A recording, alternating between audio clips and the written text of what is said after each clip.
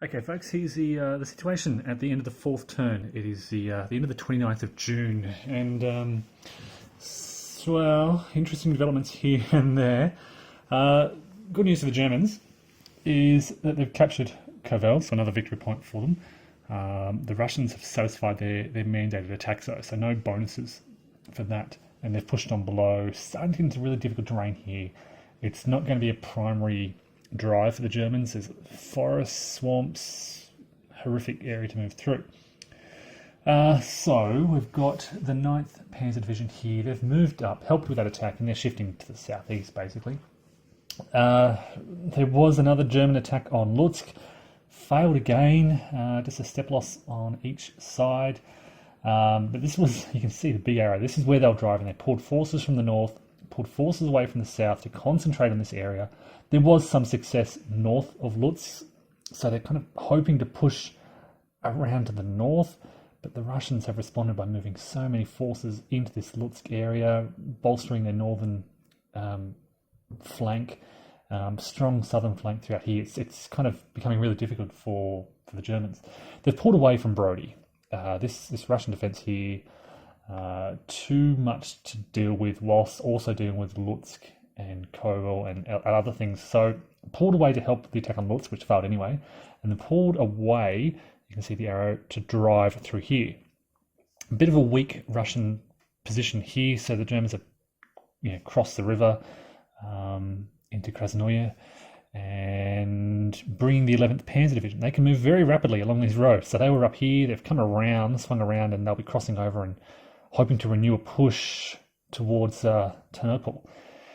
They're joined, of course, by the 16th Motorized, who have swung in from the south, also launched some good attacks, and have now effectively surrounded Lvov. So Lvov hasn't fallen, but the Russians have pulled their perimeter back in. They've abandoned the city and are hoping to save some of these units by breaking out to the southeast. It's possible. They couldn't get an attack this turn, but the 16th Motorized is really spread out and could be vulnerable if they're not careful. They don't have a lot of support in this area. So that means that Lvov is potentially ripe for picking by the Germans if they can plan their attack carefully. Other Germans, of course, moving around to the south. Some fairly open terrain out here and relatively weak Russian defenders. There is, incidentally, a victory point location just off here, which the Russians have decided to defend with an infantry division, and that may hold out pretty well. The Germans were hoping to rush in there whilst it was unoccupied, but the Russians will put up what will become, I guess, an out-of-supply defense. What else? Okay, so look, more and more Russian troops arriving from the east. There's this steady flow. Germans are struggling with supplies. The railheads are advancing. You can see the northern railhead is past Lutsk now. Southern railhead is not far from Lvov.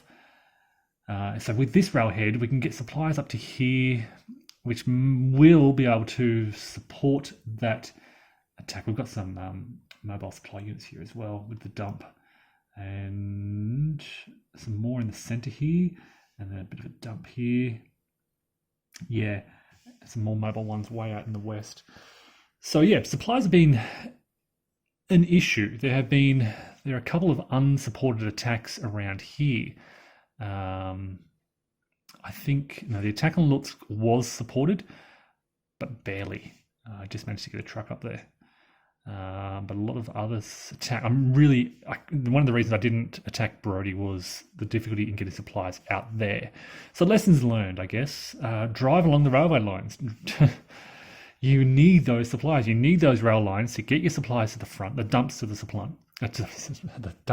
front to fuel more effective attacks. If you're not drawing on attack supply, you're not going to capture these key locations. So for now, as I said, 11th Panzer is shifting around. It's just the 1 Panzer Division with the motorized, but the bulk of German armour is up here in the far north. and it's not really where I want them to be. I wanted to capture Lutsk and be beyond. Now, it's going to be a tough battle for Lutsk, plus the adjacent areas, which I'll have to attack as well. I got a good attack on Lutsk. I think it was something like 7-1 and just did not roll well. So it's a bad series of rolls for the Germans. I'll try again this coming turn. And hopefully for the Germans, from the German perspective, once they break through there, it's not just breaking through Lutsk, it's now the adjacent areas. Hopefully they can get into that clear terrain. This is where they want to be driving through here. They need to clear that rail line. This is the rail line they're looking to draw their supplies from along here. The rail line comes into Lutsk, I think, and splits to the south towards Lvov. It is very hard to supply this attack on Brody. So Lvov as well, capturing that, getting supplies through there. But I think this is a secondary priority. Main drive, big blue arrow up in the north. That's where the Germans want to be. Yeah, so look, as we head into turn 5, the Germans are also preparing for Operation Munich. And I'll give a sneak peek at the end of the next report to show kind of what's going to happen over there. But for now, heading into turn 5 and the start of July. Okay, so it's the end of game turn 5. It's the end of the 1st of July, and this is a situation. The story basically is that every turn, whenever the Germans need, when they want good rolls for their combat in these critical areas, they roll terribly. When they're launching small attacks out in the fringes, they're rolling really well. So they launched this low odds attack around here, and they wiped out the entire Russian stack and advanced. This really panicked the Russians, so they've retreated. They've brought on extra units in this area. It's really hard to get into here, I'll point out. So they've had to kind of weave through these roads. There's a unit back there. It's opened the area. I mean, this is a horrible area for the Germans to advance through, but that's where they've had their biggest success. Here, where I've got all the Panzer divisions and motorized divisions lined up, attacking Lutsk, they're rolling terribly. So we had kind of an exchange of losses here. What else? I think a minor exchange here as well. There may have been a step loss, but nothing substantial. And this is where the Germans want their successes. This is where they want those good die rolls to happen. It's just not happening. Down in the south again, they launched some little attacks out here and succeeded, forced a retreat here. It wasn't great. And they started to move more forces into this gap. The Soviets launched a counterattack down here. This is just east of Lvov in the south there, you can see. Soviets launched a counterattack, which was a bit of an exchange, which they're pretty happy with because it causes a hit on a motorized regiment.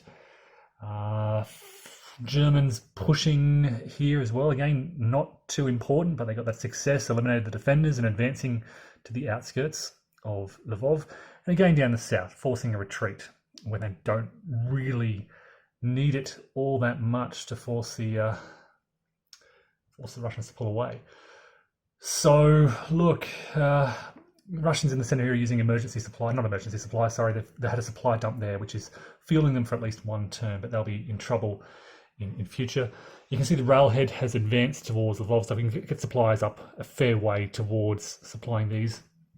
Weather conditions were horrific, which really limits German movement, but also Russian responses, particularly up in the north. Struggling to get supplies, but again, the railhead in the north, this critical element of planning, has now advanced to about here. So we can get supplies to fuel this area a little easier. And hopefully we get some better weather on the coming turns. So yeah, oh God, it's been the story every turn. The Russians, the Germans, whenever they launch these critical attacks and they need these positive dice rolls, they fail. Also struggled with German air units. Most of our air was grounded this turn because of those recovery die rolls.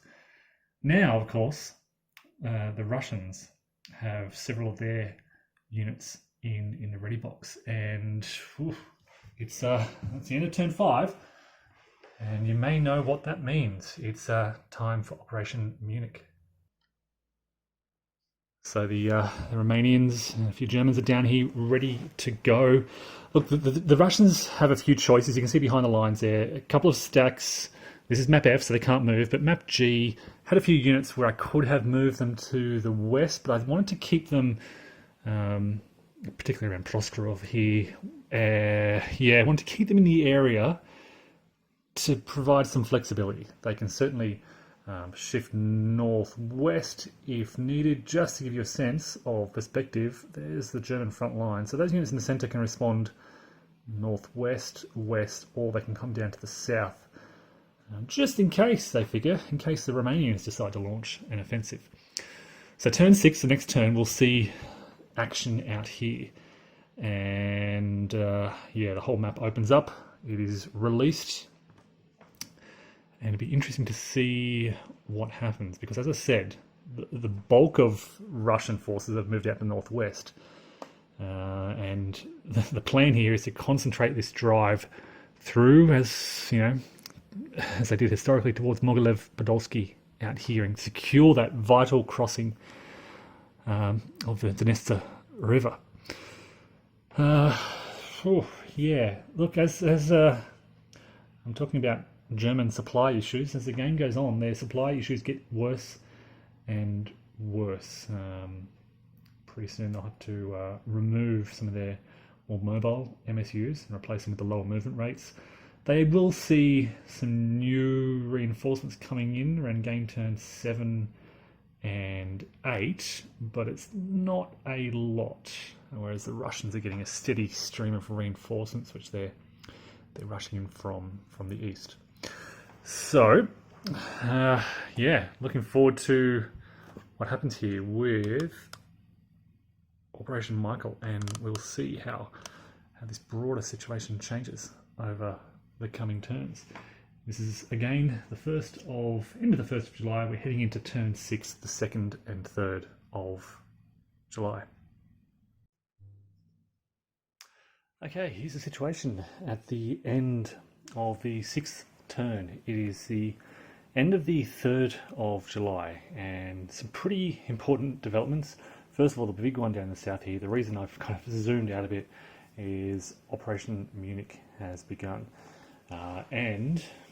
Immediately the Romanians and Germans have crossed the Prut River here, and down in the south, so this is, way down the south down here.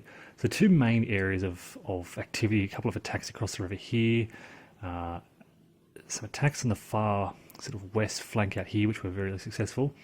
And then again, this southern sort of area, there's two objectives here. The first is to clear this road through to Mogilev Podolsky, so straight through here, but this rail line needs securing, and it runs down along here. So this second main drive is going to try and follow the rail line up through here to basically support this main attack. You can see the Russians did pretty well on their replacements. They've got a few strong points under construction along that Dniester River. So they'll be looking to defend key bridges. There's a bridge here, and there's a most critical bridge up here. You can see they're defending along the flanks of that position as well. Fair to say, combat went pretty well for the Germans throughout this turn. It's a mud turn, so not a lot of movement anywhere on the map, but their combat was very, very good. It's kind of a counterbalance to every other turn thus far. When they needed to roll well, they did. When they didn't need to roll well, like when they had 10-1 odds, they rolled poorly. So it's a really big contrast to everything else that's been happening for the Germans. So things off to a decent start. Some combat around here didn't go very well. This combat here in particular wasn't great, but otherwise, a sound start. Further to the north, two key developments. Lvov has fallen here, so another victory point objective for the Germans. It was pretty easy. The Russians had basically withdrawn from there, so it wasn't very well defended, but they've captured it anyway, and that clears up that rail nexus in that area. They're behind schedule here though. Again, this was, if they can capture this by turn 4, they get 5 victory points. They only get 1 because they're basically 2 turns too late. And finally, Lutsk in the north has fallen convincingly to they threw everything. The Germans brought in a lot of forces to the area. And yeah, finally captured the area.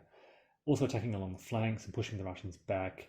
Not expecting much from up here. Mud made it difficult, basically impossible to move anywhere through here. So not a lot of movement way up in the north. And then some small little attacks down here and in the middle, just to push the Russians back a little bit and make them a bit uncomfortable. Right, so let me take you down and zoom in and see what's going on up around Lutsk. Okay, so here's Lutsk here. I think it's fair to say this is where the bulk of the key German forces are. You've got Panzer divisions, we've got 9th, it's 13th, and then 16th, and then motorized divisions out throughout the area. Big stockpile of supplies here behind the lines to support this drive. What we're trying to do is get on this main road towards Kiev and smash through here. I think, look, the Russians have been shifting their forces around, bringing in more forces. They've really focused a lot of their attention around this area, protecting Borries here, which is held. They've got a good solid line there.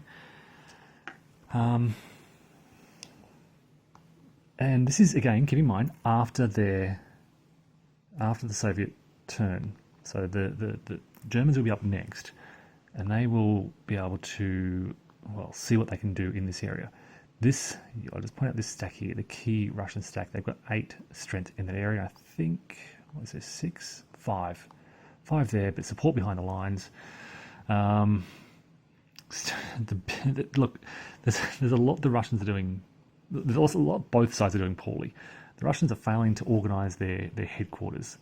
There's 2 out here southeast of Lvov, and they don't need to be there. They need to be kind of around this area and helping these army units to react and respond and issue orders and so forth. And there's one way up in the northeast here in a ridiculous position, just kind of got caught out after the fighting around Kovel, and we've kind of forced to retreat along that road. So they'd love to get out of there. And I can get them out of there. I just have been sort of thinking about it too late. Yeah, really need to think very carefully about the placement of those Soviet headquarters. So, look, we do have a lot of German infantry divisions throughout this southern area. So they've kind of been slowly grinding, pushing the Soviet forces back. But, I mean, I'm not really expecting much of a breakthrough down here. I think it's going to be a slow grind. We do have a division here. That's the 11th Panzer Division. So these guys have been very critical. Rolled poorly. This was probably the one poor roll in this northern sector. But they're very important down here. Yeah. The Germans, I'm already starting to think about what they need to do. Pushing beyond here, this mountain area here. Weather has been shocking for the Germans. A couple of mud turns in a row. Just prevents them pretty much from moving anywhere, which is horrific. It stops Russian reinforcements coming up as well, so, you know, kind of works both ways, but really the Germans are on the offensive here. They want to be driving, and they just can't do much at all, which kind of explains why the situation hasn't changed a great deal over the last couple of days here. So yeah, most of the Panzer divisions up here in the north, the big hitting, all the artillery's up here. So a couple of options. Germans would love to maybe try and drive through here, try and break through. There's, look, a bit of Soviet defensive depth here. Yeah, that's Dubno. It's tough. It's tough. This is their corridor. They can't do much in this wooded terrain, so they've got to push through here if they can do that. If that's what they want to do, they're driving along here. If they want to shift to the south, there are some vulnerabilities. Defense of 6, but again, defense in depth. Solid line around Brody, so that kind of is difficult around here.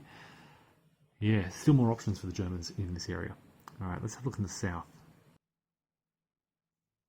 So again, here are the two main areas of sort of operations in this Operation Munich. The first, driving across the river here and here in the south. So two key points,